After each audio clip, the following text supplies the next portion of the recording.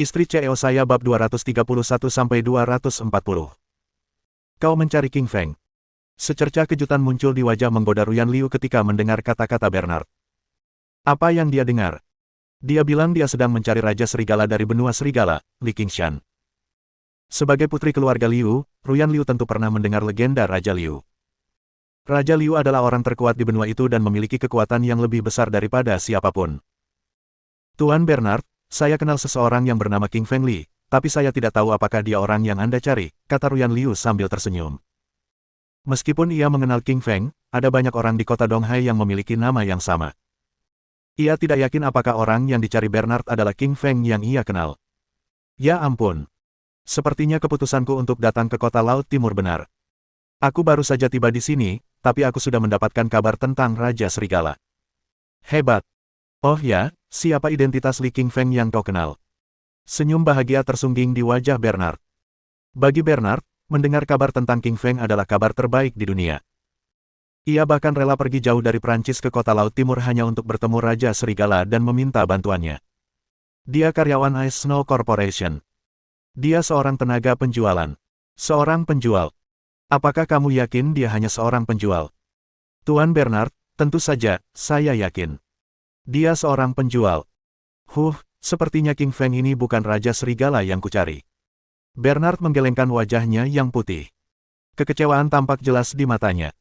Bagaimana mungkin pria yang paling ia hormati di dunia ini adalah seorang penjual? Dalam bayangannya, Raja Serigala itu sombong dan kuat. Seseorang pernah menawar 10 juta dolar agar ia menjadi konsultan keamanan perusahaan mereka. Ya, konsultan keamanan yang bahkan tidak perlu pergi bekerja. Sejujurnya, orang itu ingin memanfaatkan pengaruh dan kekuasaan King Feng untuk melindungi perusahaan.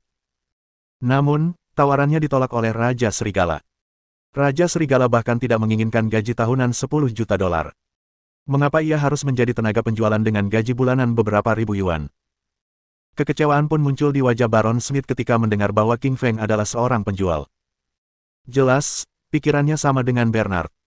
Mengapa sosok sekuat Wolf King mau menjadi penjual? Bagi para multijutawan dan bangsawan seperti mereka, seorang penjual adalah pekerjaan rendahan. Tuan Bernard, Baron Smith, tenanglah. Saya akan berusaha sebaik mungkin membantu Anda menemukan Raja Serigala. Ruyan Liu tersenyum meminta maaf. Ia merasa bahwa King Feng tidak tampak seperti Raja Serigala yang legendaris. Lagi pula, Raja Serigala adalah eksistensi terkuat. Ia pasti arogan dan angkuh. Ketika Raja marah, darah akan mengalir. Tanah akan bergetar jika ia menghentakkan kakinya. Ia mengawasi seluruh dunia. Raja mengabaikan semua orang. Bahkan jika CEO Liu Corporation mengundangnya menjadi CEO perusahaan, ia tidak akan setuju. Bagaimana mungkin ia bisa menjadi tenaga penjualan di Ice Snow Corporation? Mustahil. Sejujurnya, Ice Snow Corporation adalah perusahaan besar yang bernilai beberapa ratus juta yuan. Namun, di mata Ruyan Liu, seorang CEO perusahaan bernilai beberapa miliar yuan, Ice Snow Corporation hanyalah perusahaan kecil. Perspektif seseorang berbeda-beda, tergantung di mana ia berada dalam hidup. Bagi pekerja biasa, gaji bulanan 5.000 yuan sudah cukup besar. Namun, bagi seorang manajer perusahaan, gaji bulanan 50.000 yuan terlalu kecil. Ayo pergi. Aku akan membawa kalian ke pesta anggur merah. Para tamu sudah menunggu kita. Ruyan Liu tersenyum menggoda dan mengajak mereka berdua masuk ke dalam Golden Bay Club. Bernard dan Smith tidak bereaksi terhadap dekorasi mewah itu. Mereka tampak terbiasa. Hal ini sedikit mengesankan Ruyan Liu. Mereka memang pantas menyandang gelar multijutawan Prancis dan bangsawan Denmark karena mereka tidak bereaksi terhadap dekorasi yang menghabiskan biaya 10 juta yuan untuk dibelinya. Saat itu, semua orang di aula menatap pintu masuk dengan saksama. Mereka semua ingin bertemu dengan multijutawan legendaris dari Prancis dan Baron Denmark.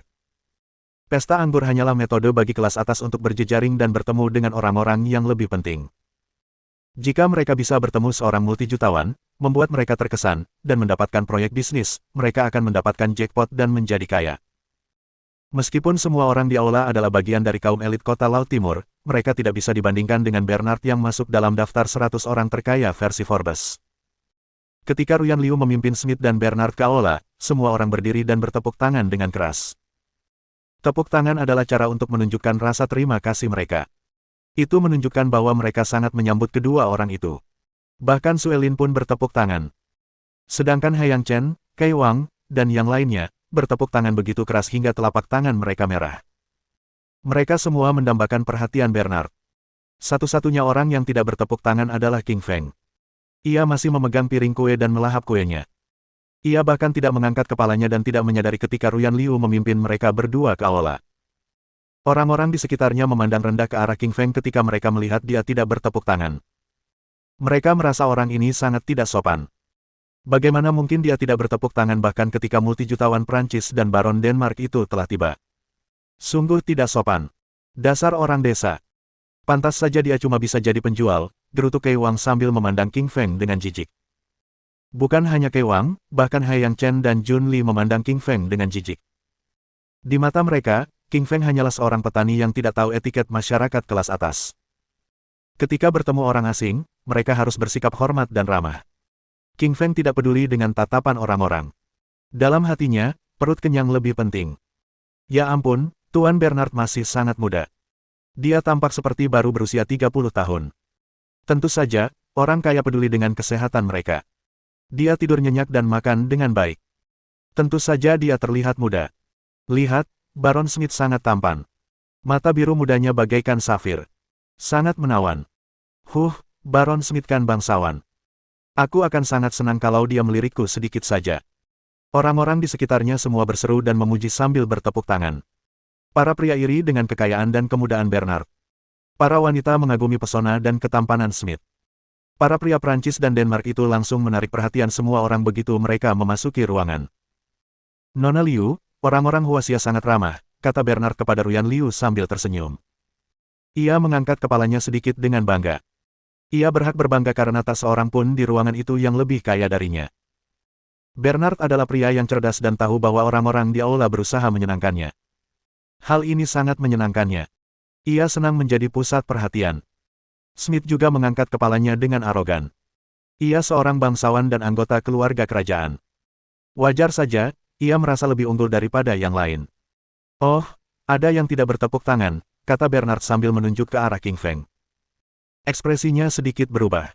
Karena sedang menunduk dan memakan kuenya, Bernard tidak bisa melihat wajahnya. Ia hanya merasa sosok itu cukup familiar. Bab 232. Raja Serigala. Itu yang mulia, Raja Serigala. Mendengar kata-kata Bernard, Ruyan Liu mengalihkan pandangannya ke arah Bernard. Ia memutar bola matanya saat melihat King Feng sedang memakan kue. Ia sedikit terdiam. Sudah cukup buruk kamu makan kue. Tapi kenapa kamu memakannya di depan Bernard dan tidak bertepuk tangan? Ini sangat tidak sopan. Tidak heran dia marah. Suelin melihat semua orang memperhatikan King Feng, dan ekspresinya menjadi canggung dan tidak wajar. Dia juga merasa suaminya agak keterlaluan. Sekalipun kamu tidak suka orang asing, kamu tidak boleh makan kue di depan mereka. Mereka akan berpikir kamu tidak menghormati mereka. Suelin menarik siku King Feng dan memintanya untuk berhenti memakan kue dan mengangkat kepalanya. Kenapa kau menarikku? Saat Suelin menariknya, King Feng sedang menikmati kuenya. Ia mendongak dengan bingung. Ketika King Feng mengangkat kepalanya, Bernard dan Smith akhirnya melihat wajahnya. Keduanya gemetar dan mata mereka dipenuhi kebahagiaan. Mereka lebih bahagia daripada seorang pengemis yang telah memenangkan 5 juta dolar. Raja Serigala, ini yang mulia Raja Serigala. Bernard berjalan penuh semangat ke arah King Feng seolah-olah ia telah melihat harta karun. Baron Smith juga berjalan penuh semangat ke arah King Feng. Oh tidak, orang ini makan kuenya di depan Bernard. Dia akan diberi pelajaran. Aku juga berpikir begitu. Kau lihat betapa cepatnya Bernard berjalan ke arahnya. Dia pasti ingin memberi pelajaran pada orang ini. Dia mempermalukan negara kita. Kalau Bernard memukulnya, saya tidak akan menghentikannya. Orang-orang di sekitar berdiskusi dengan penuh semangat. Mereka semua mengira Bernard akan memberi pelajaran pada King Feng. Hehe, King Feng, kudengar Bernard itu pemarah sekali. Kau mengabaikannya, kau payah. Kei Wang terkekeh mengejek di sampingnya. Mendengar hinaannya, King Feng melirik Kei Wang, tetapi ia terlalu malas menghadapinya. Ia memandang Bernard dan Smith yang sedang berjalan menghampirinya. Ia tidak mengerti mengapa mereka berdua ada di Huaxia. Yang membingungkan semua orang, Bernard tidak marah ketika tiba di depan King Feng. Sebaliknya, ia membungkuk memberi salam. Membungkuk adalah salam paling formal di dunia barat. Sama seperti berlutut di Huaxia kuno. Ketika orang biasa bertemu kaisar, ia harus berlutut untuk menunjukkan rasa hormatnya kepada raja. Namun, berbeda di barat. Membungkuk adalah cara untuk menunjukkan rasa hormat. Formalitas semacam ini hanya digunakan saat bertemu raja atau seseorang yang sangat dihormati. Misalnya, bahkan jika Bernard bertemu wali kota Eastern Sea City, ia hanya akan menjabat tangannya. Ia tidak akan membungkuk. Namun, ia membungkuk ke arah King Feng. Ini berarti di dalam hatinya, King Feng lebih penting daripada wali kota Eastern Sea City. Yang mulia Raja Serigala, akhirnya aku menemukanmu, kata Bernard penuh emosi.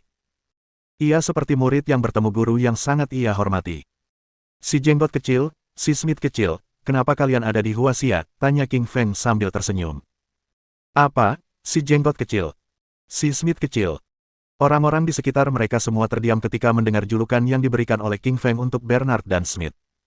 Mulut mereka ternganga. Beberapa orang bahkan pingsan. Bernard adalah seorang multijutawan Prancis. Kekayaan bersihnya lebih dari 5 miliar dolar. Bahkan wali kota pun harus menyambutnya dengan hormat jika bertemu dengannya. Bagaimana mungkin kau memanggilnya si jenggot kecil? Smith adalah seorang baron Denmark dan anggota keluarga kerajaan. Bahkan permaisuri Denmark tidak mau memanggilnya Little Smith. Bagaimana mungkin Anda memanggilnya Little Smith? Si jenggot kecil, si pandai besi kecil, nama yang buruk sekali. Semua orang terdiam mendengar kata-kata King Feng. Namun yang mengejutkan semua orang, Bernard dan Smith tampak gembira saat mendengar julukan yang diberikan King Feng kepada mereka. Bernard tersenyum lebar dan berkata dengan penuh semangat, Yang mulia Raja Serigala, kau masih ingat si jenggot kecil. Aku sangat tersentuh. Smith juga menggelengkan kepalanya dengan sungguh-sungguh untuk menunjukkan betapa tersentuhnya dia. Orang-orang di sekitar mengira Little Beard dan Little Smith adalah ucapan yang merendahkan. Namun, di mata Smith dan Bernard, itu adalah pujian yang luar biasa. Dan apa-apaan ini, Bernard ini benar-benar multijutawan Bernard. Kenapa dia begitu bersemangat bertemu dengan King Feng dan bahkan menyebut dirinya si jenggot kecil? Tunggu sebentar. Ekspresi orang-orang di sekitarnya tiba-tiba berubah. Bernard sepertinya menyebut King Feng sebagai Yang Mulia, Raja Serigala. Raja Serigala, siapakah Raja Serigala itu? Semua orang bingung dan heran. Meskipun orang-orang di aula itu kaya di kota Laut Timur, mereka tidak selevel dengan Raja. Orang-orang ini tidak memiliki kesempatan untuk bertemu Raja atau mengetahui apa yang diwakili oleh Raja Serigala.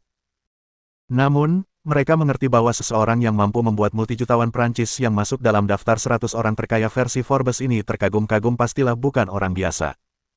Wajah orang-orang yang mengejeknya menjadi pucat pasi dan mereka mulai gemetar. Mereka akan celaka jika dia membuat masalah dengan mereka. Wajah Kei Wang pucat pasi dan keringat bercucuran di dahinya. Sebagai tuan muda keluarga Wang, ia tentu tahu kekuatan Bernard. Seseorang yang bisa membuat Bernard tunduk pasti bukan orang biasa. Kei Wang dipenuhi penyesalan ketika teringat dirinya yang mengejek King Feng tadi. Wajah Hayang Chen dan Jun Kei juga pucat pasi. Ada juga ketakutan di mata mereka. Para tuan muda ini semua tumbuh dalam keluarga besar. Meskipun mereka sering berbuat salah, mereka tetap memahami masyarakat kelas atas.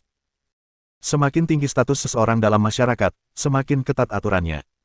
Mereka tidak mampu membuat marah siapapun yang bisa membuat Bernard tunduk.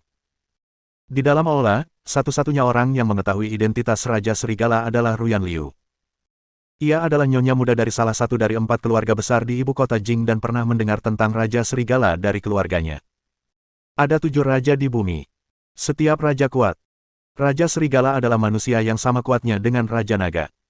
Ruyan Liu tahu bahwa Raja Naga adalah pemimpin tim taring naga yang misterius di Huaxia. Ia kuat dan identitasnya istimewa. Tanggung jawab tim ini adalah melindungi presiden di antara kewajiban keamanan nasional lainnya. Mereka berada di bawah kendali langsung presiden dan bahkan wali kota daerah pun tidak dapat mengarahkan mereka. Mereka memiliki kekuasaan yang besar. King Feng adalah Raja Serigala yang legendaris. Secercah kegembiraan muncul di wajah Ruyan Liu. Jika King Feng adalah Raja Serigala yang legendaris, ia tidak perlu menikah dengan Xiaoyang Wang. Namun, ekspresi Ruyan Liu berubah ketika ia memikirkan kekuatan keluarga Wang. Ia mendengar dari ayahnya bahwa keluarga Wang bukan hanya salah satu dari 4 keluarga di ibu kota. Mereka memiliki kekuatan misterius di baliknya. Raja Naga terkuat di Huaxia memiliki hubungan dekat dengan keluarga Wang. Meskipun kuat, ia mungkin bukan tandingan keluarga Wang. Tentu saja, ini semua hanyalah spekulasi Ruyan Liu. Ia tidak tahu seberapa kuat atau seberapa besar pengaruhnya.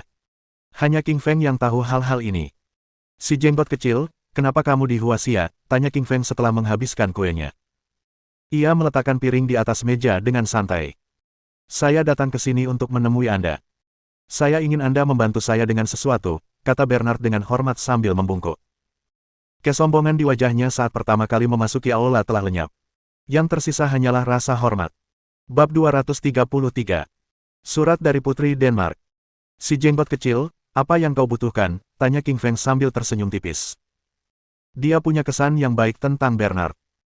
Setiap kali tim taring serigala pergi ke Eropa untuk menyelesaikan misi, Bernard akan mengurus akomodasi dan makanan mereka secara gratis. Ayah saya sakit. Beliau koma. Saya ingin Anda mencoba mengobatinya, kata Bernard tulus dengan harapan di matanya. Bertahun-tahun yang lalu, ketika ia sakit parah dan tak seorang pun dapat menyembuhkannya, hanya King Feng yang berhasil menyelamatkannya. Karena itu, ia tahu bahwa King Feng sangat ahli dalam pengobatan. Keahlian akupunkturnya bagaikan sihir. Ya, tentu saja, tapi tidak malam ini. Bagaimana kalau besok? King Feng menerima permintaan Bernard sambil tersenyum tipis. Terima kasih banyak, kata Bernard penuh emosi sambil membungkuk ke arah King Feng. Dia tahu bahwa karena Raja Serigala telah berjanji untuk merawat ayahnya pasti bisa disembuhkan.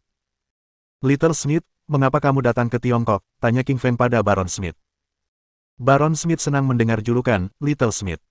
Ia merasa julukan itu membuktikan kedekatannya dengan King Feng.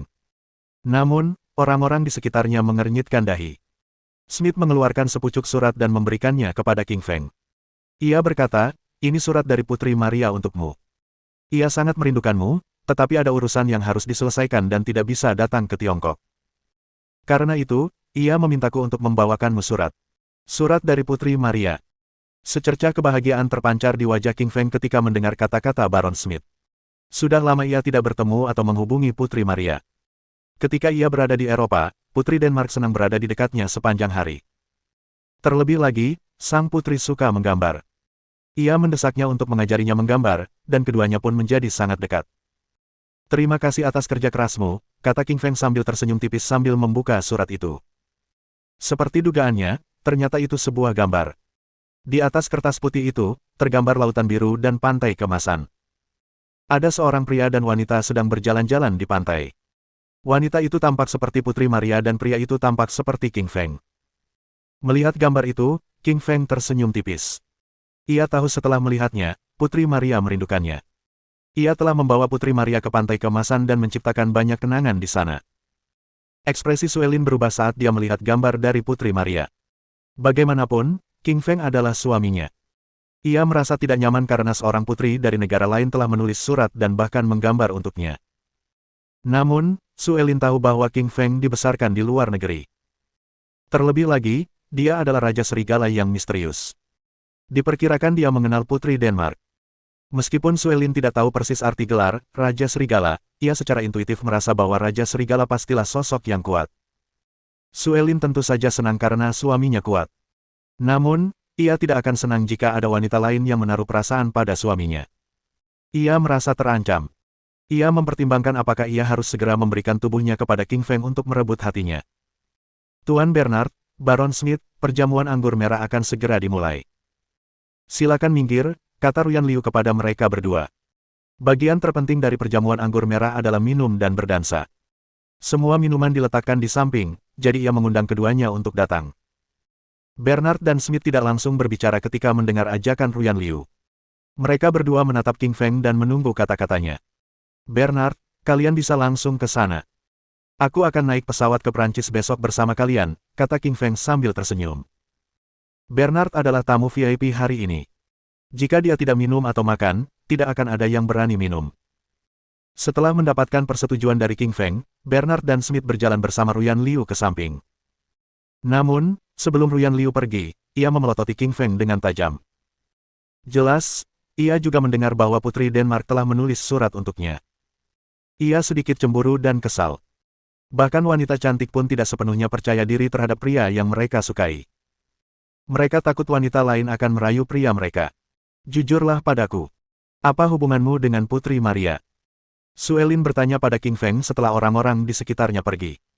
Wajahnya memancarkan aura dingin dan cemburu. Meskipun ia belum pernah bertemu Putri Maria, sang putri pastilah cantik. Ia melihat dari gambarnya bahwa sang putri adalah wanita cantik berambut pirang dan bermata biru. Apakah kamu cemburu? Tanya King Feng sambil melirik Suelin. Jarang baginya melihat Suelin dengan ekspresi seperti itu, tetapi dia tahu itu berarti Suelin cemburu. Siapa yang cemburu? Aku tidak cemburu. Ya aku cemburu. Jujur saja padaku. Apa hubunganmu dengan Putri Maria? Tanya Suelin. Jelas, dia tidak akan membiarkan King Feng pergi begitu saja. King Feng juga mengerti bahwa dia perlu menjelaskan dirinya sendiri atau Suelin akan terus cemburu. Tentu saja, dia cukup senang Suelin cemburu. Lagi pula, hanya wanita yang peduli padamu yang akan cemburu karenamu. Ketika saya tinggal di luar negeri, saya pernah menyelamatkan Putri Maria ketika dia diculik. Setelah itu, dia sangat berterima kasih atas bantuan saya. Kau bertindak sebagai pahlawan dan menyelamatkan si cantik. Ya, kau boleh menerimanya begitu saja. King Feng tersenyum ringan sambil menjelaskan alasan Putri Maria memperlakukannya dengan baik. Kecemburuan di wajah Suelin perlahan menghilang. Karena King Feng telah menyelamatkan Putri Maria, wajar saja jika ia merasa sangat berterima kasih kepada King Feng. Namun, ia masih sedikit kesal dengan gambar itu. Siapa yang lebih cantik? Putri Maria atau aku? Suelin bertanya dalam hatinya. Aku tahu kau akan menanyakan pertanyaan ini, pikir King Feng sambil terkekeh dalam hati. Ia tahu Suelin akan menanyakan pertanyaan ini. Tentu saja kamu lebih cantik. Di hatiku, kamu adalah bintang di langit. Kamu adalah wanita tercantik dan paling menawan. Tentu saja, untuk membuatnya bahagia, King Feng harus mengatakan bahwa Suelin lah yang paling cantik. Semua wanita menyukai kata-kata manis, dan Suelin pun tak terkecuali. Setelah mendengar pujian dari King Feng, senyum mengembang di wajahnya yang cantik. Ia merasa sangat bahagia. Bab 234. Tarian dengan Suelin. Di dalam Golden Bay Club. Saat itu, seluruh aula ramai dengan aktivitas. Banyak orang berkumpul di sekitar Bernard dan Smith dan mencoba menyenangkan mereka. Tentu saja, ada lebih banyak orang yang mencoba menyenangkan hati King Feng. Banyak gadis kaya yang berani bahkan menghampiri King Feng dan meminta nomor teleponnya. Namun, semua permintaan gadis-gadis itu ditolak oleh King Feng. Suelin ada di sampingnya. Ia tidak berani menerima nomor telepon gadis-gadis itu atau memberikan nomor teleponnya. Kamu cukup populer, kata Suelin sambil tersenyum menawan. Senyumnya menarik perhatian semua orang. Sebagai wanita tercantik nomor 1 di kota Laut Timur, Suelin memiliki banyak pengagum. Banyak orang mengenalnya. Beberapa pria datang untuk menggodanya, tetapi Suelin mengabaikan mereka sepenuhnya. Dengan demikian, para pria itu bisa pergi begitu saja. Beberapa orang kaya menolak menyerah dan masih ingin berbicara dengan Suelin. Mereka mengajaknya berdansa, tetapi di saat genting ini, King Feng muncul dan menakuti mereka dengan tatapan tajam. Para multijutawan itu tidak berani lagi memandang King Feng sebagai seorang penjual. Pernahkah Anda bertemu seorang penjual yang bisa membuat Bernard membungkuk hormat? King Feng adalah penjual pertama yang berhasil melakukannya. Bolehkah aku mendapat kehormatan berdansa dengan Suelin yang cantik, garis bawah? King Feng garis bawah membungkuk ringan ke depan dan mengulurkan telapak tangannya. Bentuknya sempurna dan sangat mengesankan Suelin. Itu adalah bentuk standar bangsawan barat. Baiklah, aku akan memberimu kesempatan, kata Suelin sambil tersenyum saat dia berjalan menuju area dansa di tengah tatapan iri para penonton. Sulit untuk menari. Orang ini tidak mungkin bisa menari. Kamu benar. Mustahil seseorang bisa menari tanpa latihan selama 8 atau 10 tahun. Kurasa mereka tidak akan bisa menari dengan baik. Aku benar-benar marah. Bagaimana mungkin dewiku, Suelin, berdansa dengan seorang pria? Semua orang di aula merasa iri dan kesal.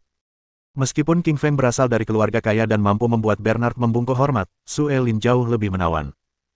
Suelin adalah dewi para pria di kota Laut Timur.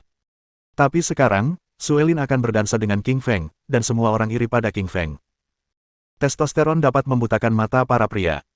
Mereka tidak dapat melihat perbedaan yang besar antara mereka dan King Feng. Tarian apa yang kamu tahu? Suelin mengenakan sepatu hak hitam dan gaun berpotongan tipis. Dia tampak cantik dengan sedikit daya tarik. Suelin tahu bahwa orang biasa tidak tahu cara menari. Seorang penari perlu menjalani pelatihan di bawah instruktur profesional sejak muda. Kalau nggak punya bakat, mending jangan belajar tari. Itu standar komunitas tari. Pengecualiannya kalau kamu jenius. Tentu saja, disco dan pole dancing bukanlah bentuk tari yang sebenarnya. Para bangsawan biasanya menari tari waltz, Latin, atau royal. Tanpa bimbingan dan latihan, mustahil seseorang bisa menari. Suelin tidak menyangka bahwa King Feng bisa menari. Aku tahu semua jenis tarian. Ayo kita menari waltz dulu. King Feng tersenyum tipis sambil melangkah maju. Tangan kanannya melingkari pinggang Suelin dan tangan kirinya menggenggam telapak tangan Suelin yang pucat. Ia melangkah maju dengan kaki kanannya dan mulai menari bersama Suelin. Pinggang Suelin kecil dan lembut, dan kulitnya sehalus sutra berkualitas tinggi. Kau benar-benar bisa menari. Kilatan keterkejutan muncul di mata indah Suelin. Dari gerakan-gerakan yang ditunjukkan oleh Li Qingfeng, terlihat jelas bahwa ia sangat terampil menari. Gerakan-gerakannya sangat mahir. Seolah-olah ia memiliki pengalaman menari bertahun-tahun. Bahkan Suelin, yang mulai belajar menari sejak usia 3 tahun, tidak sebaik Li Qingfeng. Orang yang menarik. Dia bahkan lebih jago menari daripada aku. Ekspresi gembira muncul di mata Suelin. Sialan. Orang ini benar-benar bisa menari. Lihat, langkahnya lincah dan lancar. Seolah-olah dia sudah menari puluhan tahun. Kau benar. Bahkan guru tariku pun tidak menari sebaik dia. Semua orang di aula itu tercengang. Mereka baru saja mengejek dan mengatakan bahwa ia tidak bisa menari, tetapi dalam sekejap mata, ia telah menamparkan wajah orang-orang yang memandang rendah dirinya. Ia tidak hanya tahu cara menari, tetapi juga sangat terampil. Dari mana orang ini berasal? Bagaimana mungkin dia begitu mahir menari? Bahkan Suelin, si cantik nomor 1 di kota Donghai, pun tertarik padanya. Orang-orang di sekitarnya iri pada Qingfeng. Mereka berharap bisa berada di posisi Qingfeng dan memeluk Suelin. Dia memang kecantikan nomor 1 di kota Laut Timur. Sungguh cantik. Tingginya setidaknya 1,75 meter dan setinggi Qingfeng karena sepatu haknya. Tubuhnya proporsional, tubuhnya indah dan menggoda. Dadanya juga sangat besar. Payudaranya hampir menyembul dari balik pakaiannya. Kilatan putihnya begitu menggoda dan belahan dadanya menarik perhatian. Qingfeng menatap dada Suelin dengan penuh amarah, ingin sekali ia mengusap-usapnya dengan tangannya. Jangan lihat. Suelin menjadi gugup saat kilatan kegelisahan muncul di matanya. Ini pertama kalinya Suelin berdansa dengan seorang pria. Ia tidak terbiasa. Tatapan mata tajam dari Qingfeng membuatnya memerah. Mendengar kata-kata Suelin, ia tersenyum tipis. Ia mengalihkan pandangan dan mulai mencondongkan tubuh ke arah Suelin. Jangan terlalu dekat. Suelin sedikit gugup ketika melihat Qingfeng yang berada beberapa inci darinya. Meskipun pria ini menari dengan baik, ia terus bergerak ke arahnya. Jelas ia tidak berniat baik. Suelin malu-malu. Tentu saja, kali ini, Qingfeng tidak mendengarkan kata-kata Suelin. Bibirnya dengan cepat bergerak ke arah bibir Suelin dan ia segera menciumnya. Wajah Suelin memerah dan ia menatap kosong ke depan. Ia tertegun. Ia tidak menyangka bahwa Qingfeng akan begitu berani menciumnya di depan semua orang. Tentu saja, alasan mengapa Qingfeng mencium Suelin adalah untuk mengumumkan kepada semua orang bahwa Suelin adalah kekasihnya. Seharusnya tidak ada yang mengincarnya. Sial, seseorang mencium dewiku. Bajingan, kau bajingan tak tahu malu. Atas nama semua pria di kota Laut Timur, aku membencimu. Di pesta itu, ada yang mengumpat bahwa Qingfeng tidak tahu malu, dan ada pula yang iri karena Qingfeng bisa berdansa dengan dewi mereka. Bab 235. Kecemburuan Ruyan Liu. Aku hanya menandaimu untuk menunjukkan kepada mereka bahwa kau adalah nonaku, kata Li Qingshan sambil tersenyum. Meskipun Suelin tampak sedikit terluka, ia merasa sangat bahagia di dalam hatinya, terutama ketika mendengar Qingfeng berkata, kaulah nonaku. Hal ini sedikit menghiburnya. Kebahagiaan seseorang akan membuat orang lain tidak bahagia. Dalam hal ini, Ruyan Liu benar-benar tidak bahagia. Ia sedikit mengernyit, dengan sedikit amarah di wajahnya. Dia, benar-benar ada hubungannya dengan Suelin. Ruyan Liu selalu curiga bahwa Qingfeng Li dan Suelin memiliki hubungan yang tidak bermoral, dan sekarang teori itu terbukti. Alasan dia mengundang Suelin sebelumnya adalah karena dia ingin menyelidiki hubungan di antara mereka. Sayangnya, mereka benar-benar memiliki hubungan yang istimewa. Qingfeng Li bahkan berdansa dengan Suelin dan menciumnya. Sungguh menyebalkan. Ruyan Liu tahu banyak tentang Suelin. Ia adalah wanita cantik glamor nomor 1 di kota Laut Timur, dikenal sebagai Dewi Es, dan juga sombong serta angkuh. Ia selalu memperlakukan orang lain seperti manusia biasa. Mustahil baginya untuk mencium seseorang. Ia bahkan tidak pernah terlihat berpegangan tangan dengan orang lain. Tapi sekarang, dia berciuman dengan Qingfeng, dan tidak marah. Itu artinya dia menyukai Qingfeng. Kalau dia tidak menyukainya, dia tidak akan pernah membiarkan Qingfeng menciumnya. Saat ini, Ruyan tahu bahwa Qingfeng dan Suelin memiliki hubungan yang berbeda, tetapi ia tidak tahu persis hubungan mereka. Seperti yang ia duga, mereka seharusnya menjadi pasangan, setidaknya ia tidak pernah mendengar informasi apapun tentang Suelin yang sudah menikah.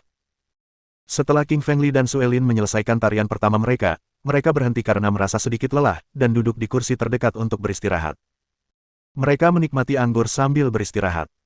Mereka mengobrol dan tertawa, tampak sangat akrab. Hal ini membuat orang-orang di sekitar mereka iri. Baiklah, jika Suelin bisa berdansa denganmu, aku juga akan berdansa denganmu. Ruyan Liu menghampiri Li Qingfeng, ingin berdansa dengannya. Ia tidak ingin kalah dalam permainan itu. Mau berdansa denganku? Ruyan Liu berjalan di depan Li Qingfeng, langsung memegang lengannya, dan bertanya dengan nada gembira. Mendengar pertanyaan Ruyan Liu, raut wajah Li Li sedikit berubah. Suelin ada di sampingnya, tapi Ruyan Liu mengajaknya berdansa. Ini akan langsung mendorongnya ke neraka. Mereka semua bilang gadis-gadis cantik itu harimau, terutama karena itu memang benar. Li Qingfeng akhirnya mengerti bahwa Ruyan Liu adalah harimau betina yang cantik. Setiap kali dia bertemu Suelin, dunianya akan menjadi kacau balau. Ruyan Liu menyadari bahwa Li Qingfeng tidak menjawab, tetapi malah menatap Suelin. Dia merasa cemburu. Dasar brengsek. Aku mengajakmu berdansa, kenapa kau harus menatap Suelin? Presiden Suelin, Anda tidak keberatan kalau saya mengajak Qingfeng Li berdansa, kan? Tanya Ruyan Liu menatap Suelin. Suelin mengerutkan kening. Ia tidak tahu bagaimana harus menjawab Ruyan Liu. Jika ia tidak mengizinkan mereka berdansa, bagaimana ia bisa menjelaskan keputusannya? Tidaklah bijaksana jika ia memberitahu Ruyan bahwa ia adalah suaminya. Ia tetap tidak ingin orang lain tahu tentang hubungan antara dirinya dan Li Qingfeng. Suelin tidak tahu harus menjawab apa kepada Ruyan. Ia juga tidak menemukan alasan yang tepat untuk menolak ajakan Ruyan, jadi ia memilih untuk diam saja. Presiden Suelin, diam berarti Anda setuju. Ruyan Liu menunjukkan senyum menawan. Ia tidak peduli apakah Suelin senang atau tidak. Ia menggandeng tangan Qingfeng Li dan berjalan menuju area dansa. Apa? Kau tidak mau berdansa denganku? Melihat ekspresi enggan di wajah Qingfeng, Ruyan Liu merasa sedikit tidak nyaman. Melihat ketidakpuasan Ruyan, Qingfeng Liu langsung berkata, mana mungkin. Suatu kehormatan bagiku berdansa denganmu. Aku sungguh gembira. Bagaimana mungkin dia bilang dia tidak bahagia? Dia pernah berhubungan seks dengan gadis ini sebelumnya, jadi dia tidak bisa mengecewakannya. Gaya apa yang ingin kamu tarikan? Tanya Qingfeng. Ruyan berkedip dan menjawab, bagaimana dengan waltz? Dia melihat Suelin dan Qingfeng Li memilih untuk menari waltz, jadi tentu saja dia ingin menari yang sama sekarang. Dengan sepatu hak tinggi merah yang dikenakan Ruyan Liu, menciptakan kontras tajam dengan sepatu hak tinggi hitam Suelin. Qingfeng melangkah maju selangkah demi selangkah, tangan kanannya memegang pinggang ramping Liu Ruyan dan tangan kirinya memegang tangan kecilnya. Astaga! Orang ini baru saja selesai berdansa dengan Suelin dan sudah berdansa lagi dengan Ruyan Liu, aku benci dia. Aku juga. Kedua gadis tercantik di Eastern Sea City memilih untuk berdansa dengannya. Dia benar-benar merenggut semua harapan kita. Akan sempurna jika aku bisa menjadi dia. Jika aku bisa berdansa dengan dewiku, aku lebih baik kehilangan 10 tahun hidupku. Jangan pikirkan itu. Dengan wajahmu, Ruyan Liu tidak akan pernah memperhatikanmu. Semua orang di aula merasa iri dengan ini. Mereka semua berharap bisa menjadi Qingfeng dan berdansa dengan Ruyan Liu. Dia benar-benar dewi yang glamor, sangat menawan. Li Qingshan merasa Ruyan sangat cantik. Kecantikannya benar-benar berbeda dari Sueli. Wajahnya tampak glamor, hidungnya yang mungil nan elok, matanya yang indah bagaikan dua mutiara hitam sempurna yang terus memancarkan pesona menggoda, dan bibirnya yang semanis ceri segar. Dengan dadanya yang luar biasa lembut, seluruh tubuhnya berusaha memikat Li. Ruyan Liu sangat menawan, sungguh kebalikan dari semua makhluk hidup. Saat menari, tubuhnya terus-menerus menyentuh tubuh Qingfeng dengan sengaja. Pelacur kecil ini merayuku lagi. Wajah Li Qingfeng memerah. Seluruh tubuhnya bergairah. Ia hanya ingin segera menurunkannya ke lantai. Namun, ini ruang perjamuan. Ia tidak bisa melakukan apapun yang diinginkannya. Melihat ekspresi berusaha menahan hasrat yang ditunjukkan oleh Qingfeng, Ruyan Liu tersenyum. Ia akhirnya merasa puas. Ia sengaja merayunya. Ia ingin memberitahu apa yang akan terjadi jika ia berdansa dengan Suelin terlebih dahulu, tetapi tidak dengan dirinya di lain waktu. Hei, Suelin sedang memperhatikan kita. Ruyan Liu memperhatikan bahwa Suelin sedang menatap mereka. Mata Ruyan Liu berbalik dan dia mencium wajah Qingfeng langsung dengan bibir merahnya. Kenapa kau menciumku? Lili menyentuh wajahnya dengan bingung, dan tiba-tiba, ia merasakan aura pembunuh.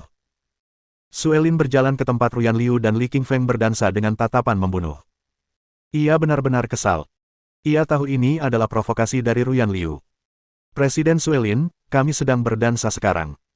Kenapa Anda di sini? Tanya Ruyan Liu sambil tersenyum. Dasar jalang, teganya kau menciumnya. Suelin menjadi marah dan berkata dengan nada geram. Apa-apaan, siapa yang kau panggil jalang itu? Kamu, tentu saja. Presiden Suelin, Anda wanita cantik, tapi kok kata-kata Anda begitu buruk? Bagaimana mungkin saya bisa menjadi jalang?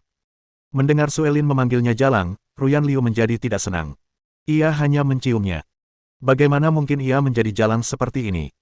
Ia pikir Suelin bersikap tidak masuk akal. Bukankah King Feng belum menikah?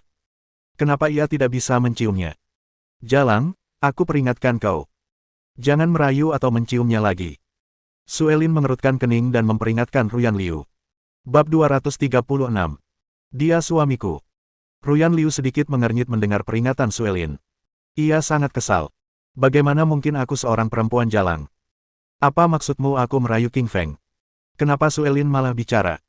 Dia hanya COI Snow Corporation dan atasan King Feng. Siapa dia yang berani memperingatkannya? Ruyan Liu kesal. Mencium dan menyukai King Feng adalah urusannya. Siapa Suelin yang berani memperingatkannya? Presiden Suelin, Anda juga orang yang terhormat. Harap jaga ucapan Anda. Bagaimana saya bisa menjadi perempuan jalang? Jika Anda tidak menjelaskan diri, saya bisa menuntut Anda atas pencemaran nama baik, kata Ruyan Liu dengan nada kesal. Ia juga mulai marah. Kau jadi perempuan jalang karena kau mencium King Feng, kata Suelin sambil tersenyum dingin. Ia langsung mencap Ruyan Liu sebagai perempuan jalang. Ruyan Liu begitu marah hingga ia tersenyum. Ia belum pernah bertemu orang yang begitu sombong. Dia berkata dengan dingin, King Feng adalah pacarku. Kenapa aku tidak boleh menciumnya? Pacar, kok bisa kamu bilang dia pacarmu? Suelin marah mendengar kata-kata Ruyan Liu. Dia suamiku, kata Suelin sambil menunjuk ke arah King Feng. Ia benar-benar marah pada Ruyan Liu, sehingga ia memutuskan untuk mengungkapkan hubungan mereka. Sejujurnya, ia tidak ingin mengungkapkan hubungan suami istri mereka, tetapi sepertinya ia tidak punya pilihan. Untuk membuat Ruyan Liu menyerah, Suelin memutuskan untuk mengungkapkan bahwa King Feng adalah suaminya. Ini akan mencegah Ruyan Liu merayu suaminya. Apakah itu suamimu? Ruyan Liu tertegun. Tubuhnya gemetar dan matanya terbelalak tak percaya. Kamu bilang kalau King Feng adalah suamimu. Ruyan Liu mengedipkan bulu matanya tak percaya. Suelin tahu Ruyan Liu tidak mempercayai kata-katanya. Sungguh tidak masuk akal. Si cantik nomor 1 di kota Laut Timur menikah dengan seorang penjual. Tak seorang pun akan percaya. Suelin tersenyum dingin dan berkata, kalau kamu tidak percaya padaku, kamu bisa tanya saja pada King Feng. Ruyan Liu mengerutkan kening dan menatap penuh tanya ke arah King Feng. Tatapannya dipenuhi perasaan yang rumit. Apa yang dikatakan Suelin benar. Kita sudah menikah, kata King Feng dengan suara rendah. Dia tidak ingin berbohong kepada Ruyan Liu. Lagi pula, Suelin berada tepat di sampingnya, jadi dia tidak bisa berbohong. Suaranya sangat pelan. Selain Suelin, Ruyan Liu, dan dirinya sendiri, tidak ada orang lain yang mendengar kata-katanya. Orang-orang di aula itu semua menjauh. Mereka hanya melihat mereka bertiga berbicara tetapi tidak dapat memahami apa yang mereka bicarakan. Menikah. King Feng mengatakan bahwa dia telah menikah dengan Suelin. Dia adalah suami Suelin. Wajah Ruyan Liu menjadi pucat pasi. Berita ini merupakan pukulan berat baginya. Dia tidak dapat menerimanya. Hatiku sakit, sakit sekali. Sakit sekali, pikir Ruyan Liu sambil memegangi dadanya. Keringat menetes dari tubuhnya dan dia merasa seluruh dunianya menjadi gelap. Banting. Tubuh Ruyan Liu terhuyung dan ia jatuh ke tanah. Ia pingsan. Saking terkejutnya, ia pun pingsan. Ruyan. Kilasan panik muncul di wajah King Feng. Ia segera membantu Ruyan Liu berdiri. Saat itu, Ruyan Liu pingsan. Wajahnya pucat pasi tanpa jejak darah. Penampilannya sangat berbeda dari biasanya yang menggoda. King Feng tahu bahwa berita itu merupakan pukulan telak bagi Ruyan Liu. Ia tak sanggup menerima berita itu. Suelin adalah CEO Liu Corporation di kota Laut Timur. Dia adalah wanita tercantik nomor 1 di kota Laut Timur dan nyonya muda keluarga Liu. Dia cantik dan terhormat. Bagaimana mungkin dia menjalin hubungan dengan pria yang sudah menikah? Dia sedih dan kesal yang menyebabkan dia pingsan. Oh tidak, nona muda pingsan. Ekspresi Fu Liu berubah ketika melihat Ruyan Liu pingsan. Sebagai pengurus rumah tangga perusahaan Liu, Fu Liu tahu bahwa Ruyan Liu memiliki tubuh yang lemah sejak kecil. Ia memiliki jantung yang lemah. Setiap kali ia marah, ia akan pingsan. Perkataan King Feng dan Suelin telah membuat Ruyan Liu marah dan membuatnya pingsan. Minggir. Beraninya kau menyentuh nona muda, kata Fu Liu dengan geram sambil berjalan ke sisi King Feng. Tentu saja, King Feng mengenali tetua di depannya. Dia adalah pengurus rumah tangga perusahaan Liu. Dia telah menyaksikan Suelin tumbuh dewasa dan sangat menyayanginya. Kepala pelayan Liu, aku bisa menyembuhkan orang. Aku bisa membangunkannya, kata King Feng sambil mengerutkan kening. Aku tidak percaya kata-katamu. Nona muda pingsan karena kata-katamu. Aku tidak akan membiarkanmu mengobati nona muda. Fu Liu sangat tidak puas dengan nasibnya terhadap King Feng dan menolak membiarkannya mengobati Ruyan Liu. Fu Liu memperlakukan Ruyan Liu seperti cucunya sendiri. Dari apa yang dilihatnya, nona muda itu pingsan karena King Feng. Ia ingin menghajar orang ini. Tidak mungkin ia akan membiarkannya mengobatinya. Terlebih lagi, ia tidak percaya bahwa King Feng memiliki keterampilan medis. Orang ini berusia 20-an. Bagaimana mungkin dia punya keterampilan medis? Nyonya muda pingsan. Siapa dokter di sini? Ayo kita lihat, Fu Liu bertanya kepada orang banyak dengan cemas. Tatapan semua orang memanas ketika mendengar kata-kata Fu Liu. Jika mereka bisa mengobatinya, mereka pasti bisa berhubungan dekat dengannya. Jika mereka bisa menyembuhkannya di sini, mungkin dia bahkan akan memiliki kesan yang baik terhadap mereka. Inilah impian semua pria. Bro, kamu punya keahlian medis. Aku nggak tahu gimana caranya memperlakukan orang. Aku cuma bisa merokok, minum, dan main-main sama cewek. Kamu tahu nggak gimana caranya memperlakukan orang? Tidak, saya tidak kuliah kedokteran. Bagaimana saya bisa tahu cara merawat orang? Orang-orang di sekitar ingin sekali mengobati Ruyan Liu, tetapi mereka tidak terlatih dalam pengobatan. Mereka sangat menyesal. Jika mereka tahu ini akan terjadi, mereka pasti sudah kuliah kedokteran. Aku tahu cara memperlakukan orang. Tiba-tiba, sebuah suara renyah terdengar. Fu Liu menoleh dan mendapati seorang gadis cantik mengenakan gaun hijau. Siapa kamu? Apa kamu benar-benar tahu cara memperlakukan orang? Fu Liu skeptis ketika melihat betapa mudanya gadis itu. Nama saya Yan Ranzhao. Ayah saya Su Zhao dari rumah sakit rakyat. Saya telah belajar beberapa keterampilan medis darinya. Saya bisa melihat Ruyan Liu, kata gadis cantik itu. Direktur Su Zhao adalah spesialis terkenal di kota Laut Timur. Ya, beliau memang dikenal memiliki keterampilan medis yang sangat mumpuni. Beliau bahkan pernah menyandang gelar dokter berprestasi. Yan Ranzhao adalah putri Direktur Su Zhao. Dia seharusnya bisa menyembuhkan Ruyan Liu. Su Zhao terkenal di kota Donghai. Semua orang memandang Yan Ranzhao dengan kagum ketika mendengar bahwa dia adalah putri Su Zhao. Baiklah. Lihat nona muda dan bangunkan dia, kata Fu Liu cemas sambil segera menarik Yan Ranzhao ke sisi Ruyan Liu. Saat itu, Ruyan Liu tampak pucat pasi. Ia mengerutkan kening dan tampak sangat kesakitan. Yan Ran tak berani gegabah. Ia segera meletakkan tangan kanannya di pergelangan tangan Ruyan Liu. Sesaat kemudian, raut wajahnya berubah. Masalahnya cukup rumit. Bab 237. Ruyan Liu yang patah hati. Penyakit jantung bawaan. Ini penyakit jantung bawaan. Ekspresi Yan Ranzhao sedikit berubah. Situasinya cukup sulit. Ia lahir di keluarga yang terkenal akan keterampilan medisnya, dan tentu saja ia tahu betapa sulitnya mengobati penyakit jantung bawaan. Apakah kamu punya solusi? Fu Liu bertanya dengan gugup ketika melihat alis Yan Ranzhao berkerut. Ia telah menaruh semua harapannya pada Yan Ranzhao. Jika ia tidak bisa merawat nona muda itu, Ruyan Liu akan berada dalam bahaya. Perawatan penyakit jantung bawaan tidak boleh ditunda. Semakin lama ditunda, semakin besar kerusakan pada tubuhnya. Nyonya muda adalah putri kesayangan keluarga Liu di ibu kota Jing. Jika terjadi sesuatu padanya, Fu Liu hanya bisa bunuh diri dan meminta maaf. Maaf. Kalau pingsannya biasa saja, saya bisa mengobatinya. Tapi saya tidak bisa mengobati pingsan sekunder akibat penyakit jantung bawaan, kata Yan Ranzhao sambil menggelengkan kepala. Ia mempelajari ilmu pengobatan barat. Dalam ilmu pengobatan barat, penyakit jantung bawaan membutuhkan operasi untuk disembuhkan. Namun, mereka berada di ruang perjamuan, bukan ruang operasi. Ia tidak bisa berbuat apa-apa. Hatinya sakit melihat wajah pucat Ruyan Liu dan ekspresinya yang memilukan. Wanita ini telah memberinya keperawanan, tetapi ia membuatnya begitu marah hingga Ruyan Liu pingsan. Itu semua salahnya. Dia telah berbuat salah pada wanita ini. Saat ini, King Feng sangat membenci dirinya sendiri. Minggir. Aku akan mengobatinya, kata King Feng kepada Fu Liu dan Yan Ranzhao. Suaranya dipenuhi kecemasan. Ia telah memutuskan untuk menggunakan keterampilan medisnya untuk membangunkan Ruyan Liu. Dia menderita penyakit jantung bawaan.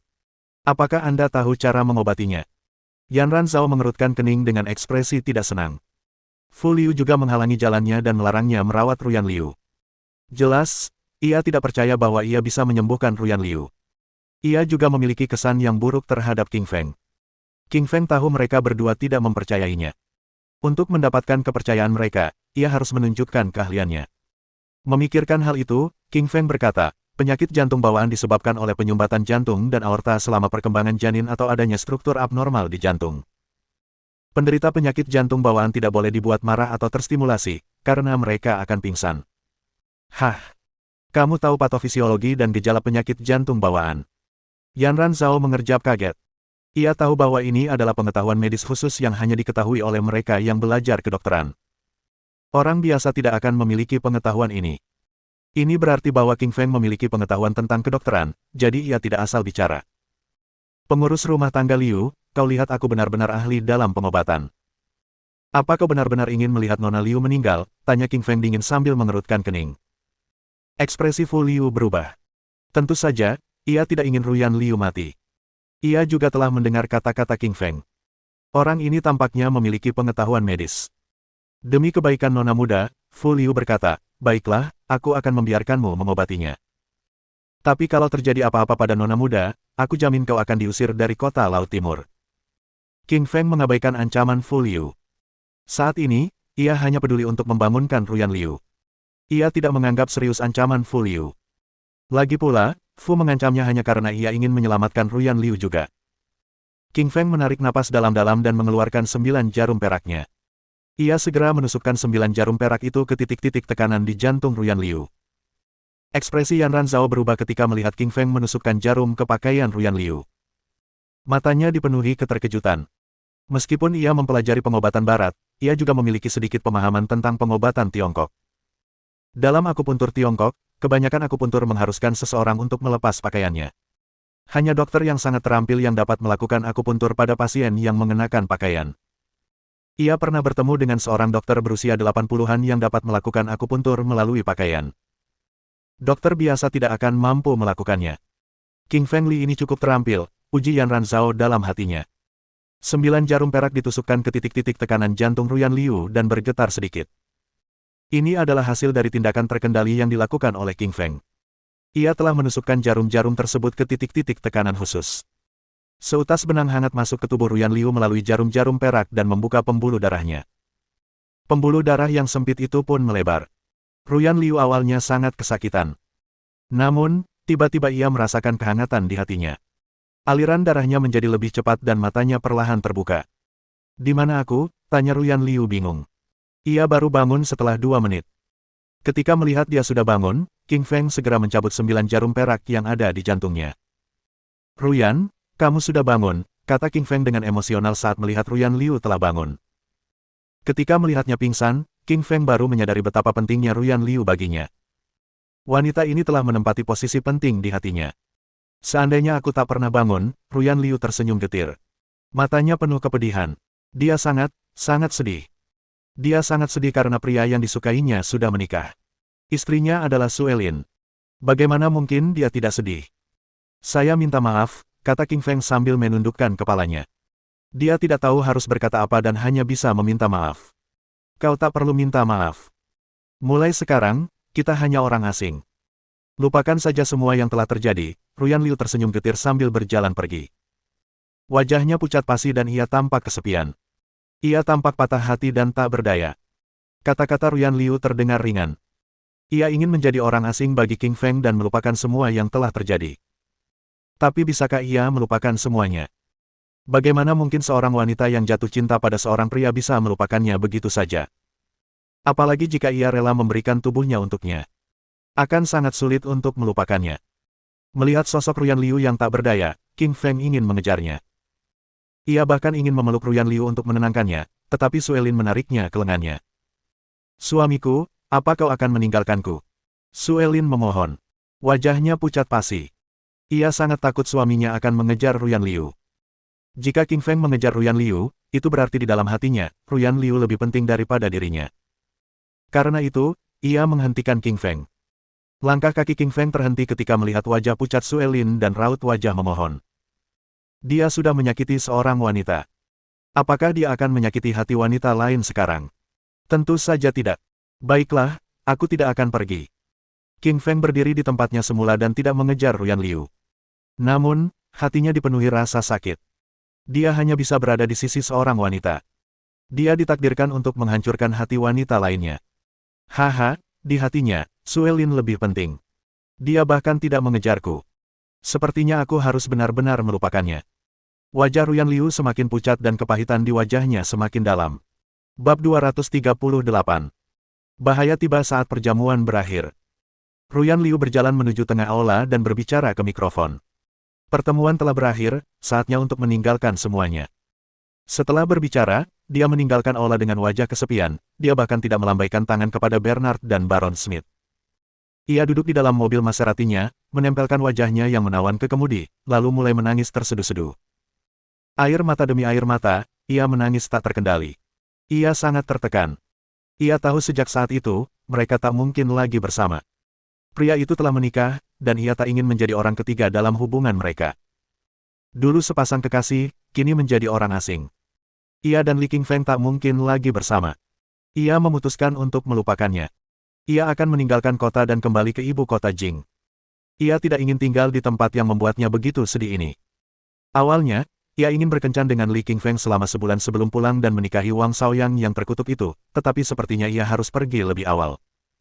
Kota Laut Timur sudah tidak lagi memiliki sesuatu yang istimewa baginya. Saat ini, di bankuet. Saat itu, di aula, dengan pengumuman Ruyan Liu, orang-orang mulai pergi. Karena Ruyan Liu yang pertama pergi, tugas berpamitan jatuh pada Fu Liu. Bernard dan Smith berjalan menuju King Feng Li, dengan maksud membicarakan bisnis. Raja Serigala, aku sudah memesan tiket penerbangan besok jam 7 pagi. Kita bisa berangkat ke Perancis. Bernard berbicara dengan hati-hati karena saat itu, Li Qingfeng tampak kesal. Li Qingfeng mengangguk dan setuju. Baiklah, besok pagi. Sampai jumpa di bandara. Meskipun hari itu menyedihkan baginya, ia tahu urusannya dengan Bernard sangat mendesak. Ayah Bernard masih pingsan, menunggu pertolongannya. Sambil melambaikan tangan, dia meninggalkan aula bersama Suelin. Baik Lili maupun Lin Sue sedang memikirkan sesuatu, keduanya tidak merasa bahagia, sehingga mereka berjalan dalam diam. Sepanjang perjalanan pulang, mereka tidak berbicara sepatah kata pun. Villa Tanda Pagar 13, di dalam ruang tamu. Di ruang tamu rumah besar mereka duduk di sofa dan saling memandang, keduanya merenungkan apa yang harus dikatakan. Kau suka Ruyan Liu? Suelin tiba-tiba bertanya, membuat Li Qingfeng terkejut. Ia bingung bagaimana menjawab pertanyaan itu. Aku tahu kau menyukainya, Suelin melanjutkan ketika dia menyadari bahwa King Feng Li tetap diam. Suelin cerdas, mudah baginya untuk tahu bahwa Ruyan Liu menyukainya. Dan fakta bahwa Ruyan Liu juga menyukainya membuat Suelin merasa sangat tidak nyaman. King Feng Li adalah kekasihnya, lelaki idamannya, dan jika dia menyukai wanita lain, itu akan membuat wanita manapun tidak bahagia. Dan karena Suelin adalah orang yang sangat konservatif, tipe yang percaya pada monogami, dia secara alami membenci pria manapun yang memiliki perasaan terhadap banyak orang pada saat yang sama. Istriku, tentu saja aku mencintaimu. Melihat wajah istrinya yang sedingin es, dia buru-buru menjelaskan. Dalam hatinya, dia tidak hanya menyukai Suelin, tetapi juga Ruyan Liu. Namun, dia tahu lebih baik untuk tidak mengatakan bahwa dia menyukai Ruyan Liu di depan Suelin. Dia tahu bahwa dia orang yang dingin dan terbiasa benci berurusan dengan laki-laki. Sejak mereka bersama, keadaannya membaik. Sekarang dia membiarkan pria itu memeluk dan menciumnya. Dia takut kalau Suelin marah, dia akan kembali menjadi ratu es seperti sebelumnya. Seluruh waktu yang mereka habiskan bersama akan sia-sia begitu dia kembali ke dirinya yang dulu. Sedangkan Ruyan Liu, ia belum memikirkan cara menghadapinya. Lagi pula, ini juga pertama kalinya ia menghadapi situasi seperti ini. Dasar pembohong, selalu saja mengucapkan kata-kata manis untuk membuatku bahagia. Suelin menjawab dengan malu-malu, jelas senang dengan jawabannya. Istriku, di hatiku, kau akan selalu menjadi yang terindah. Kata-kata manis dari King Feng Li mulai terucap, dan dalam sekejap membuat Suelin sangat bahagia. Sayang, kamu harus segera istirahat. Kamu harus bangun besok pagi untuk pergi ke Prancis. Suelin tersenyum padanya dan berbalik menuju kamar tidur di lantai 2. Seluruh cobaan yang dialami Ruyan Liu membuatnya sedikit tidak senang di dalam hati meskipun telah memaafkan King Feng Li. Jadi, alih-alih membiarkan dia menggendongnya ke atas, dia berjalan sendiri ke atas. Li Qingfeng tersenyum getir, juga dengan perasaan gelisah. Ia berjalan menuju kamarnya sendiri. Ia tahu apa yang ia lakukan malam ini pada Ruyan Liu benar-benar menyakiti hatinya. Tapi bisakah ia benar-benar disalahkan? Itu bukan sepenuhnya salahnya. Bagaimanapun, ia adalah suami Suelin.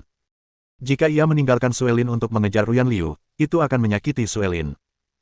Salah satu dari kedua wanita itu pasti akan terluka. Ia berbaring di tempat tidur dan segera memasuki alam mimpi. Dalam mimpinya, ia melihat dua wanita di depannya, ekspresi wajah mereka terus berubah di hadapannya. Ketika ia meraih Suelin, Ruyan Liu akan menjadi tidak bahagia, begitu pula sebaliknya. Dalam mimpinya, ia terus-menerus dihadapkan pada konflik antara kedua wanita itu. Saat itu, di resor pemandian air panas keluarga Chen, duduk 3 orang. Yang di sebelah kiri memiliki tinggi rata-rata, wajah agak pucat, dan mata berkilat penuh semangat. Mengenakan mantel kulit macan tutul, ia adalah Raja Macan Tutul dari benua Macan Tutul. Yang di sebelah kanan bertubuh pendek, bermata sipit, dan berkulit lebih gelap. Sambil memainkan belati berkilau di tangannya, ia adalah Raja Tikus dari benua Tikus. Yang duduk di tengah adalah yang tertinggi. Hidungnya mancung dan rambutnya pirang keemasan yang sedikit melengkung di ujungnya. Tubuhnya sangat kencang, garis-garis tubuhnya tegas, dan memancarkan kekuatan. Dia adalah Raja Harimau dari benua Harimau. Raja Harimau, apakah kau yakin ingin menculik Suelin? Raja Macan Tutul mengerutkan kening saat bertanya. Ya, aku sudah melakukan riset. Suelin adalah istri Raja Serigala. Raja Serigala di sini benar-benar jatuh cinta pada momen ini. Raja Harimau memainkan 2 bola baja di tangannya sambil menjawab dengan dingin. Raja Tikus di sebelah kanan merenung, kita adalah raja di benua kita masing-masing. Menculik seorang wanita, bukankah itu sedikit merendahkan martabat kita? Sejujurnya, Raja Tikus tidak senang dengan gagasan penculikan Suelin. Meskipun ia membenci Raja Serigala, ia tidak ingin membalas dendam dengan menculik seorang wanita. Raja Tikus, keberanianmu masih sekecil yang kulihat sebelumnya. Pantas saja di antara 7 raja, kau berada di peringkat terakhir. Raja Macan Tutul memandang Raja Tikus dengan sedikit jijik. Kata-katanya membuat Raja Tikus marah dan membalas, Raja Macan Tutul, kau pikir kau jauh lebih hebat. Kenapa kau tidak membunuh Raja Serigala saja? Setelah sekian lama tinggal di kota Laut Timur, selain bersembunyi di kegelapan, apalagi yang telah kau capai? Pertengkaran mereka berdua membuat Raja Harimau marah dan ia pun berkata, Raja Macan Tutul, Raja Tikus, kenapa kalian berdua diam saja? Coba kutanya, kalau aku meminta kalian mengalahkan Raja Serigala, apakah kalian lawannya? Kata-katanya menghentikan mereka berdua. Mereka tahu bahwa Raja Serigala adalah yang terbaik di antara mereka semua. Dalam pertarungan 1 lawan 1, berdasarkan keahlian murni, tak satu pun dari mereka yang bisa menjadi lawannya. Mereka akan mencari kematian jika memang mencarinya. Tak seorang pun dari kita bisa mengalahkannya. Jadi, satu-satunya cara adalah kita menculik Suelin dan memasang jebakan. Kita bisa mengikatkan bom padanya, memancingnya ke pegunungan dengan cara itu, lalu membunuhnya di sana. Tiger Wolf tersenyum dingin sambil memaparkan rencananya. Tapi Raja Harimau, Raja Serigala masih di kota Laut Timur. Dia pasti akan melindungi Suelin. Bagaimana kita bisa menculiknya dan punya waktu untuk memasang jebakan? Raja Tikus memikirkannya dan menyuarakan kekhawatirannya. Raja Harimau tersenyum dan menjawab, jangan khawatir, dia akan berangkat besok pagi pukul 7 untuk pergi ke Prancis menyelamatkan ayah Bernard.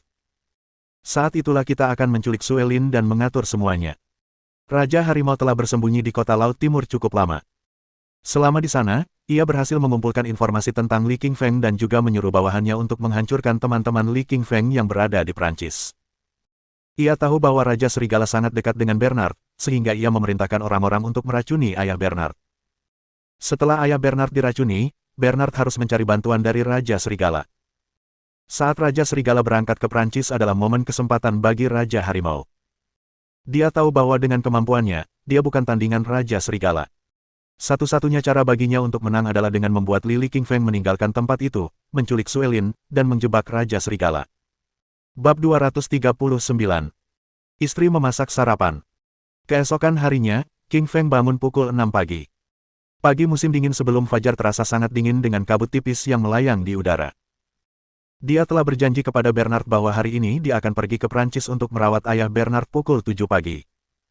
Itulah sebabnya dia bangun pukul 6, 1 jam sebelumnya, agar bisa sarapan. Qingfeng berjalan ke dapur dan hendak mencari makanan, tetapi mendapati seseorang sedang memasak di dapur. Sue Lin bangun sangat pagi hari ini, sekitar pukul 5 pagi. Ini pertama kalinya dia bangun sepagi itu. Wajah Sue seputih salju, sebening kristal giok, dan mengenakan piyama putih, yang memperlihatkan lekuk tubuhnya yang indah dengan sempurna. Sue merebus air dan siap membuat telur rebus. Ini pertama kalinya ia membuat telur rebus, sekaligus pertama kalinya ia memasak untuk seorang pria. Oh, tidak, ini kedua kalinya dia memasak untuk seorang pria. Terakhir kali ketika King Feng terluka, Sue membuat sup ginseng rebus untuknya, tapi ginseng itu terlalu matang. Kali ini, Sue belajar dari ginseng rebus itu dan menuangkan banyak air ke dalam panci sebelum memasukkan telur. Namun, karena ia menuangkan terlalu banyak air, telur-telur itu langsung tersebar ke dalam bunga telur. Melihat pot bunga telur, Sue hampir meneteskan air mata dan wajahnya yang glamor berubah menjadi sedih. Ia tahu bahwa King Feng harus pergi ke Prancis pukul 7. Karena itu, ia bangun pagi-pagi, bersiap untuk menyiapkan hidangan istimewa untuk suaminya. Ia tidak pernah menyangka akan gagal lagi. Terakhir kali, terlalu sedikit air membuat ginseng rebus menjadi gosong. Kali ini, terlalu banyak air membuat telur rebus menjadi bunga telur. Sue merasa gagal dan sedikit frustrasi. Sayang, apa yang sedang kamu buat? Tanya Li Qingshan sambil tersenyum. Mendengar kata-kata dari King Feng, Sue tersipu dan sedikit malu. Aku akan membuatkan telur rebus untukmu. Telur rebus. Enak sekali. Dia suka sekali makan telur rebus. Pikir King Feng sambil tersenyum. Ia melihat ke arah panci dengan harapan melihat salah satu makanan favoritnya, tetapi yang dilihatnya hanyalah setengah panci berisi air mendidih dan bunga telur di dalam panci baja tahan karat. Ia agak terdiam. Ini telur rebus. Bukan, ini bunga telur. King Feng tidak tahu bagaimana menjelaskan Sue. Sejujurnya, Sue Lin cantik, cerdas, dan merupakan CEO Snow Corporation. Ia menawan dan berbakat, memiliki penampilan dan kecerdasan yang baik. Namun, kemampuan memasaknya, paling banter, biasa-biasa saja. Aman bagi King Feng untuk mengatakan bahwa, dalam hal memasak, wanita manapun bisa lebih baik daripada Sue. Tidak heran ada pepatah kuno, setiap kacang memiliki warna hitamnya. Tak ada manusia yang sempurna. Tuhan memberi Sue kecantikan dan kecerdasan, tetapi mengambil keterampilan memasaknya. Sayang, apa aku bodoh? Melihat King Feng terdiam, Sue bertanya dengan hati-hati dan merasa sangat malu. Ia merasa sangat canggung, menjadi istri Lili dan bahkan tidak tahu cara memasak. Bahkan sesuatu yang sederhana seperti telur rebus pun bisa diubah menjadi bunga telur di tangannya. Aku pecundang, desahnya. Sue, kamu bodoh sekali. Kamu bahkan tidak bisa menaklukkan telur rebus, dia mengkritik dirinya sendiri. Sebenarnya kamu tidak sebodoh itu. Setidaknya kamu tahu bahwa kamu perlu merebus air terlebih dahulu sebelum memasukkan telur, dan tidak langsung menggunakan air dingin. King Feng tersenyum dan menenangkannya. Sue Lin baik-baik saja sebelum ia mencoba menghiburnya. Dan setelah ia mencoba menghiburnya, ia semakin tersipu. Apa? Bagaimana mungkin seseorang memasukkan telur ke dalam air dingin? Bahkan anak TK pun tahu itu. Tetapi kemudian Sue mengakui bahwa dia benar-benar tidak memiliki bakat memasak dan hampir tidak memiliki keterampilan memasak. Sue lahir dari keluarga kaya dan diperlakukan bak putri kecil. Pengasuhnya yang mengurus semua makanan, sementara ibunya tak pernah mengizinkannya memasak, itulah sebabnya ia tak pernah belajar memasak. Memasak makanan bahkan lebih sulit daripada mengelola perusahaan baginya, tetapi dia tetap bangun pagi dan mencoba membuat sarapan hanya untuk King Feng. Maaf, aku ingin membuatkan sarapan untukmu, tapi malah merusaknya.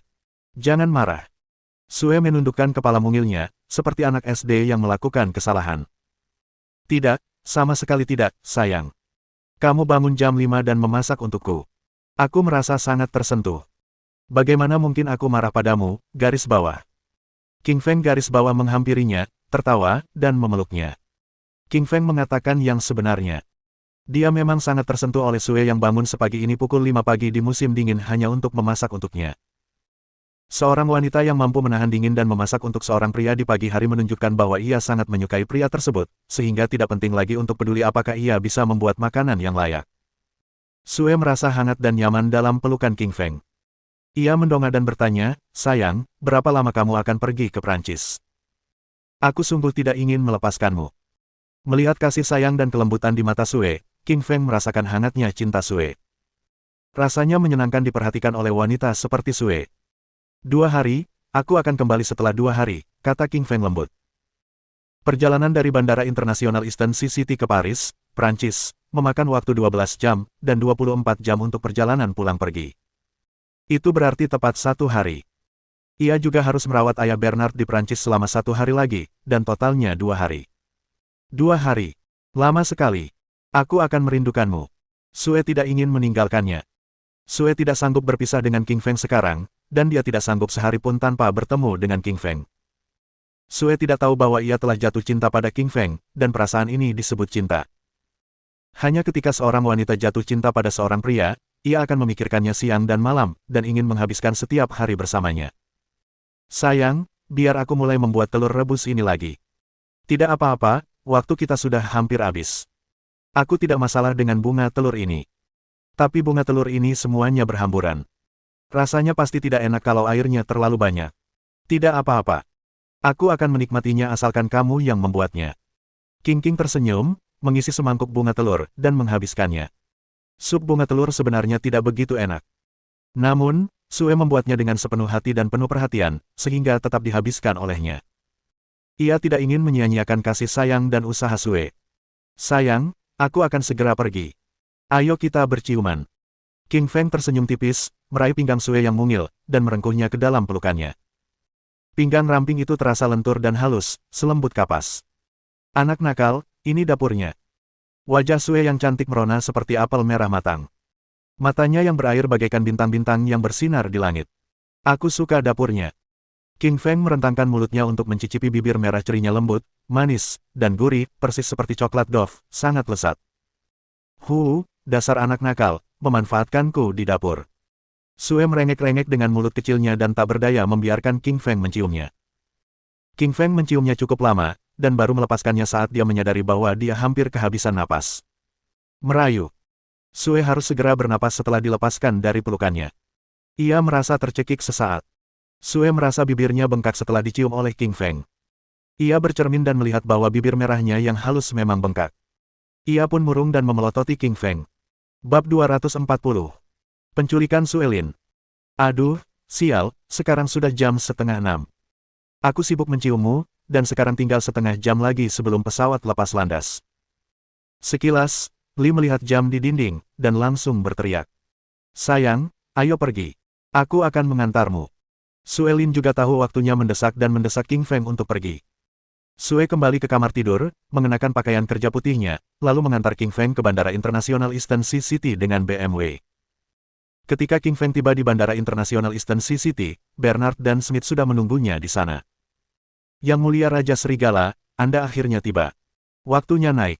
Pesawat akan segera lepas landas, kata Bernard, tampak khawatir. Bagaimanapun, ayahnya masih koma dan sedang menunggu King Feng menyelamatkan hidupnya. King Feng mengangguk dan berjalan menuju pesawat bersama Bernard dan Baron Smith. Sayang, aku sayang kamu, kumohon pulanglah lebih awal. Sue mengulurkan tangannya yang putih dan lembut, sambil melambaikan tangan perpisahan pada King Feng. Matanya berkaca-kaca. Ini adalah pertama kalinya ia berpisah dengan King Feng, yang membuatnya merasa sangat sedih dan sendu. Melihat punggung King Feng saat naik pesawat membuat hatinya terasa pilu. Jangan khawatir. Aku akan pulang lebih awal. Melihat air mata di wajah Sue, King Feng terharu sehingga ia berbalik dan berteriak. Setelah itu, King Feng naik pesawat bersama Bernard dan Baron Smith. 10 menit kemudian, pesawat lepas landas dan menuju Paris, Prancis. Sayangku, aku pasti akan belajar memasak dengan baik 2 hari ini. Jadi, saat kamu pulang, aku bisa memasakkanmu makanan yang enak. Sue memandangi pesawat yang perlahan menghilang di angkasa dan berbisik pada dirinya sendiri. Ia memutuskan untuk memanfaatkan 2 hari ini dan belajar memasak agar bisa menyiapkan makanan lezat untuknya. Sue tidak berbalik dan berjalan menuju BMW-nya sampai ia melihat pesawat itu telah lenyap sepenuhnya di langit dan ia tidak bisa melihat jejaknya lagi. Sue Lin pergi ke perusahaan dengan mobil. Ketika melewati sebuah toko buku, ia menghentikan mobilnya dan masuk ke dalam toko buku. Pemilik toko buku itu berusia sekitar 40 tahun, seorang wanita parubaya. Melihat Sue masuk, wanita itu tersenyum dan bertanya, "Hai cantik, buku apa yang ingin kamu beli?" "Halo, saya ingin membeli beberapa buku masak. Bisakah Anda memberi saya beberapa rekomendasi?" Ini pertama kalinya Sue ke sini dan dia tidak tahu buku apa yang bagus untuk memasak, jadi dia hanya bisa mengandalkan rekomendasi dari pemiliknya.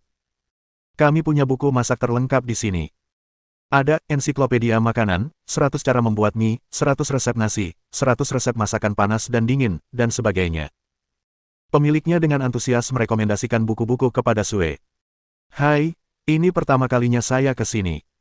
Bisakah Anda merekomendasikan buku umum untuk memasak? Cantik, apakah kamu sedang memasak untuk suamimu? Ya. Wah, istrimu sungguh berbudi luhur. Jarang sekali aku melihat perempuan membeli buku masak hanya untuk memasak bagi suaminya. Nah, aku rekomendasikan ensiklopedia makanan. Buku ini paling lengkap, tidak hanya berisi resep hidangan utama, tetapi juga hidangan panas dan dingin. Pemiliknya memuji Suelin dengan senyum di wajahnya. Ia merasa gadis di depannya begitu cantik. Ia belum pernah melihat orang yang lebih cantik darinya, bahkan para selebritas di TV sekalipun. Suaminya pasti sangat beruntung memilikinya. Baiklah, kalau begitu aku akan membeli ensiklopedia makanan ini. Sue tersenyum, membayar 100 yuan, dan membeli ensiklopedia makanan itu.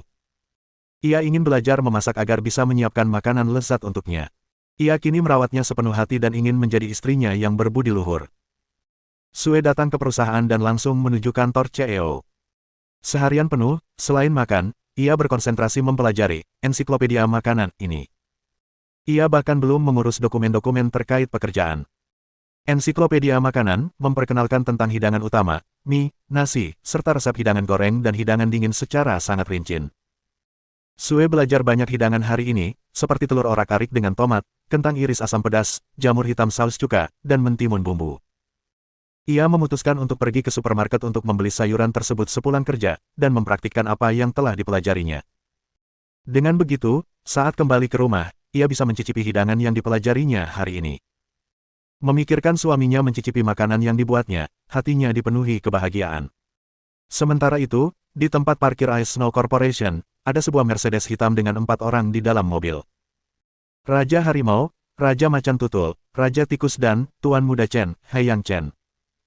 Raja Harimau, Raja Serigala sudah meninggalkan kota Laut Timur, kan? Raja Tikus mengerutkan kening sambil bertanya. Mendengar apa yang baru saja dikatakan Raja Tikus, Raja Harimau tersenyum tipis, kau pengecut sekali. Aku mendapat kabar bahwa Raja Serigala telah terbang dari kota Laut Timur pukul 7 pagi ini. Dia seharusnya segera tiba di Prancis. Bagus.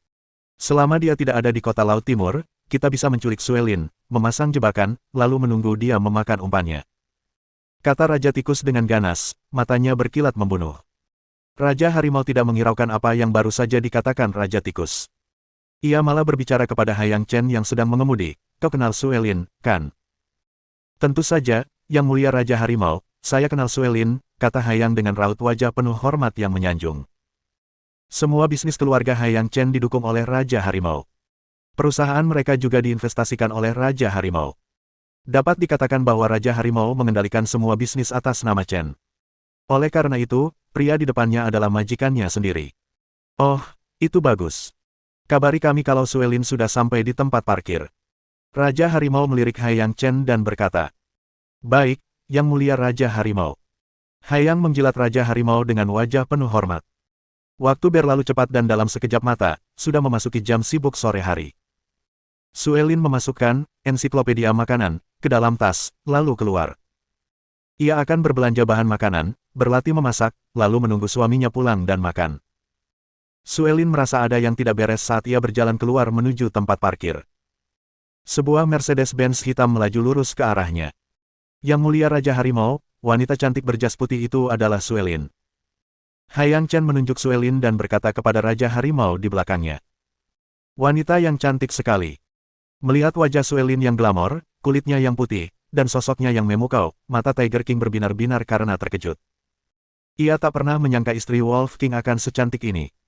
Kegembiraan terpancar dari mata Tiger King dan dia berkata, hentikan mobil di sampingnya. Mendengar perintah Raja Harimau, Haiyang segera mengendarai Mercedes, berhenti di samping Suelin, dan berkata, Sue, lama tidak bertemu.